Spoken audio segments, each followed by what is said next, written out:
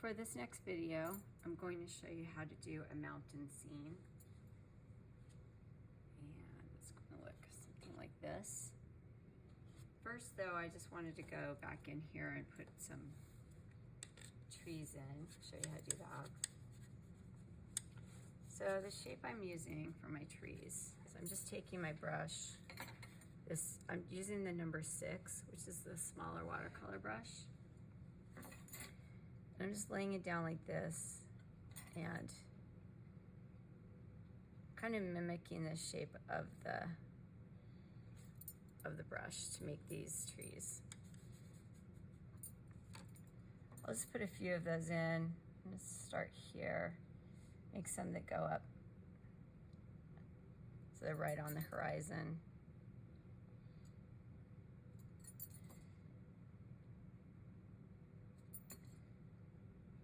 Shape that one a little bit, make it a little wider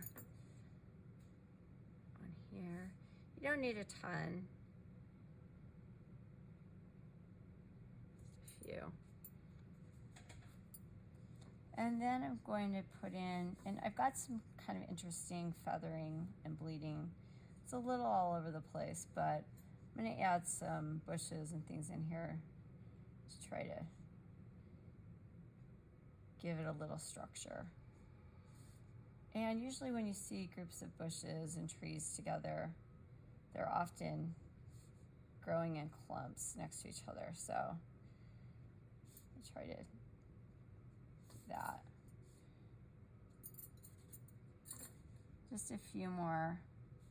You can do as many as you'd like, but I don't want to fill it up too much. And try to make sure they're not like lined up in a row right next to each other. Yeah, that's probably good. Okay, so now moving on to this next painting.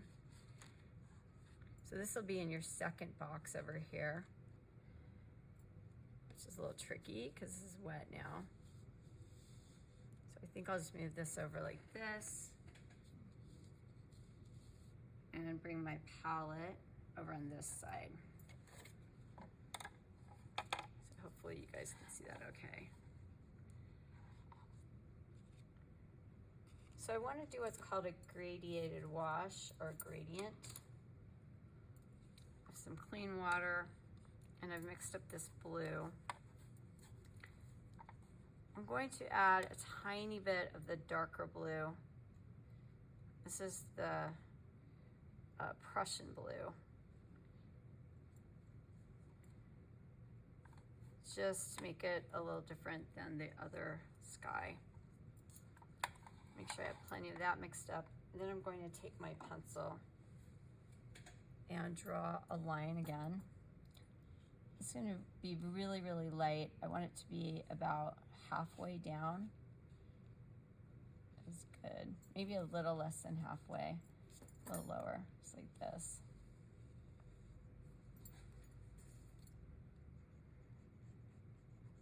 Don't make your pencil line too dark or it will show through, interfere with your painting. So for a gradient wash, what I'm going to do is try to get it so it's dark here and gets lighter as it goes down. And the way to make that work is by adding water to your paint as you go. First, I'm just going to check, make sure my paint is dark enough to begin with. I think it could be a little bit darker, not too much, just a bit. Okay, looks pretty good. So I'll start by putting a generous amount right here. And then the tricky part with this is getting the right amount of paint so it doesn't backflow. So I've rinsed off my brush. I'm putting a little bit of water into my paint and then I'm going to just tap the side like this. So, and I can even go like this a little bit on a paper towel so it's not too wet. And you can see how that color's a little lighter. And I can tell already this gradient is not gonna work out that great, but I think you'll get the general idea. Added more water to the paint, tapping it off on the side, getting the excess off in here. And I want it to be really light as it heads down here. So that actually looks a little better than I thought it would. I'm not going to go back in and mess around with it. If you do that, you're guaranteed to have problems. What I do want to do though, if you mess around with it, you're going to start picking up the paint. It's going to dry unevenly. But I would like to put a few clouds in. So I'm going to take a clean paper towel and my brush, and I'm going to do what's called using a hungry brush. So you've got to do this while your paint is still wet. I've dried off my brush, and I'm going to come in with the side of it. So I'm just like tapping with the side, using it kind of like a little sponge, and putting in some nice clouds.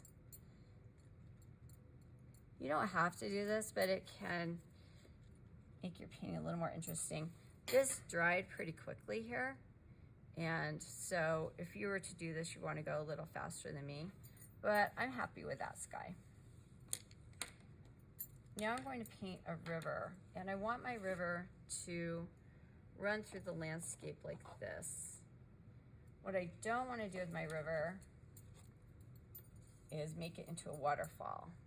So if you make your river so it looks like this, it's going to look like it's pouring down off the page. It needs to run diagonally through,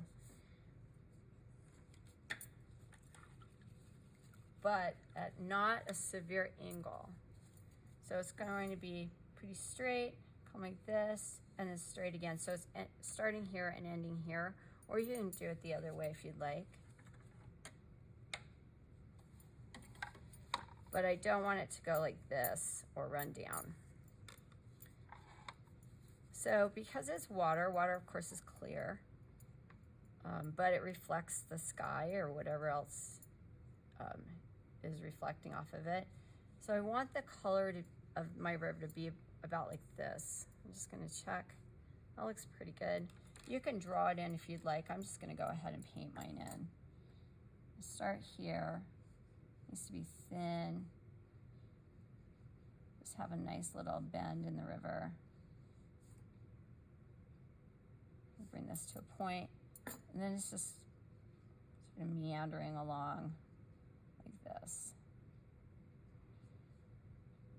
Getting a little thicker towards this side.